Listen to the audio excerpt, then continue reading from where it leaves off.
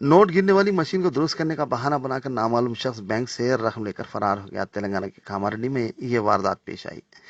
तेलंगाना के जिले कामारेड्डी में एक नामालूम शख्स ने नोट गिनने वाली मशीन को ठीक करने के बहाने 50,000 रुपए की रकम लेकर फरार हो गया। यह वाकया कामारेड्डी शहर के साईं बाबा मंदिर के एक्सिस बैंक में पेश आया। पुलिस ने एक्सिस बैंक के मैनेजर की शिकायत के मुताबिक मुकदमा दर्ज कर तहकीकात मसरूफ हो गई। जराये के मुताबिक नामालूम शख्स खुद को मशीन टेक्नीशियन करार देते हुए बैंक मैनेजर से मुलाकात की और मशीन दुरुस्त करने का पेशकश किया, जिस पर मैनेजर ने इससे मशीन दुरुस्त करवाया।